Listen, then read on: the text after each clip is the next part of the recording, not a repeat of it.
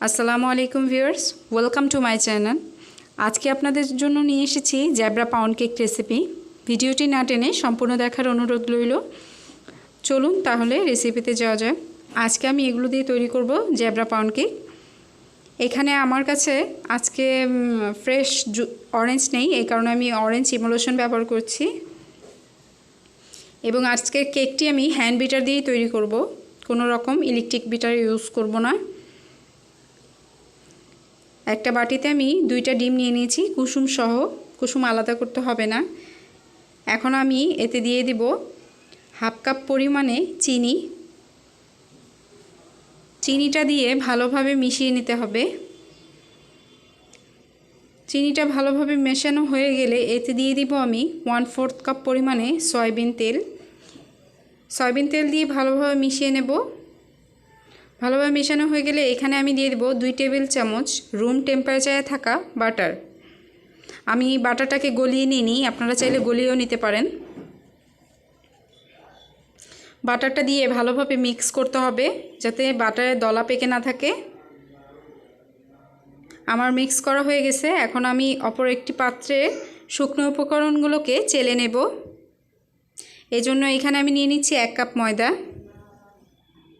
2 table চামচ পরিমাণ গুঁড়ো দুধ, 1/4 কাপ পরিমাণে কর্নফ্লাওয়ার এবং হাফ চা চামচ পরিমাণে বেকিং সোডা, 1 চা চামচ পরিমাণে বেকিং পাউডার নিয়ে সব উপকরণগুলোকে ভালোভাবে চেলে নেব।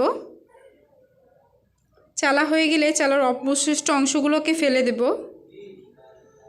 এখন ডিমের মিক্সচারের সাথে শুকনো উপকরণগুলোকে মিশিয়ে দেব।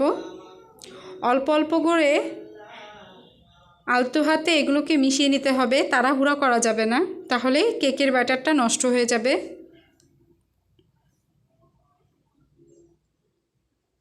সব মেশানো হয়ে গেলে এরকম একটা ঘনত্ব আসবে, বেশি পাতলাও না বেশি মোটাও না,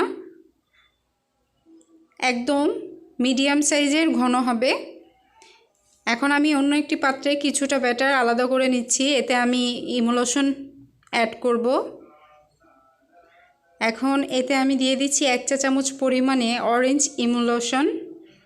আপনাদের কাছে ইমোলেশন না থাকলে আপনারা ফ্রেশ অরেঞ্জের উপরের অংশ এবং জুসটাও ব্যবহার করতে পারেন, এতে ফ্লেভারটা অনেক সুন্দর হবে এবং ফুড কালারও ব্যবহার করবেন।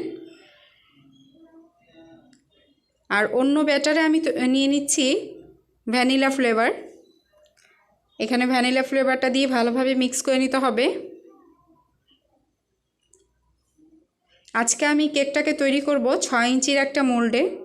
এখানে আমি দিয়ে দিচ্ছি স্যান্ডউইচ পেপার, আমার কাছে বাটার পেপার নাই, এই কারণে আমি স্যান্ডউইচ পেপার দিচ্ছি। এতে আমি কিছুটা তেল ব্রাশ করে নেব চারের সাইডে সুন্দর করে,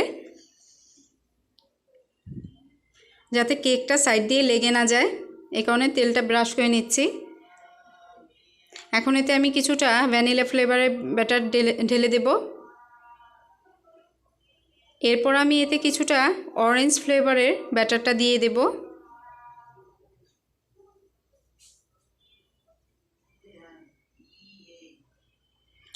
আবারও আমি এটার উপরে দিয়ে দেব ভ্যানিলা ফ্লেভারের ব্যাটার। এভাবে করে লেয়ার করে নিতে হবে।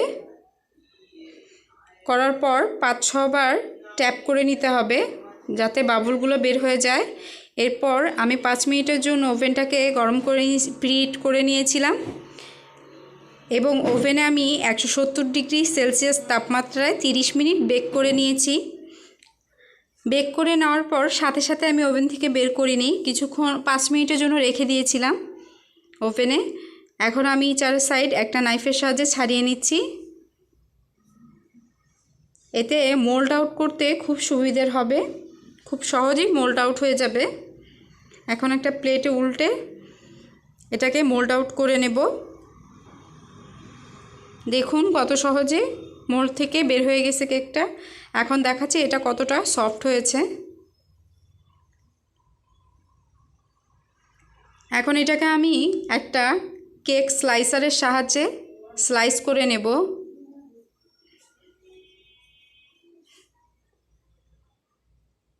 স্লাইস করা হয়ে গেলে আপনাদের দেখাচ্ছি কতটা সুন্দর ভেতরের কালারটা এসেছে। এখন আপনাদেরকে একটা পিস দেখাচ্ছি। ভিডিওটি যদি আপনাদের কাছে ভালো লেগে থাকে লাইক, কমেন্ট এবং শেয়ার করবেন। আমার চ্যানেলটি অবশ্যই সাবস্ক্রাইব করে রাখবেন, পাশে থাকা বেল আইকনটি বাজিয়ে দেবেন। ধন্যবাদ।